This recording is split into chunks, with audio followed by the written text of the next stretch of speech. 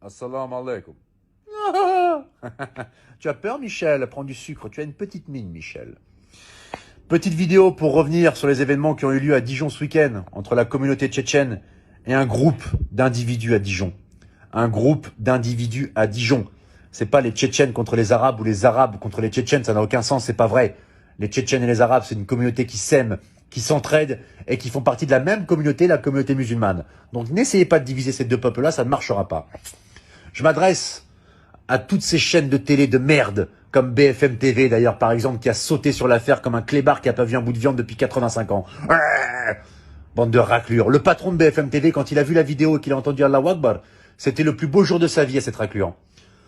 Oh, Brigitte! Brigitte, il a dit Allahu Akbar! Il l'a dit! Ah oui! Champagne! Monte le son là! Yeah! Eh oui, ils adorent ça! Ils parlent d'islam à la télé, ça leur avait tellement manqué à ces grosses merdes. Maintenant, on oublie le coronavirus, on oublie le chômage, les violences policières, place à Dijon. Ah, vous avez pas honte. Les Tchétchènes contre les Maghrébins, une guerre communautaire. Vous racontez que de la merde. Vous êtes des raclures de merde. Les Arabes et les Tchétchènes, ils s'aiment, ils s'entraident et ça depuis des années, c'est pas vous qui allez changer ça. Vous me dégoûtez. Éric Zemmour, il va arriver avec sa gueule de pain sucé. On dirait qu'il a le coronavirus depuis 1978. Plein de haine avec son corps de traître, on dirait un pigeon qui s'est fait tirer au baltrap. Oui, ce sont des directeurs de djihad, ils sont armés jusqu'aux dents, voici la France de 2020. Grosse merde. Oh Eric, j'ai envie de t'envoyer un bourre-pif, j'ai envie de t'enlever toutes les dents, dis donc c'est bizarre, quelle sensation étrange. Un vieux réflexe. Je m'adresse à la communauté tchétchène, à la communauté maghrébine, à la communauté musulmane en France. Ne tombez pas dans le piège des réseaux sociaux, de la télé. J'ai vu des vidéos sur les réseaux sociaux, mais qui étaient horribles.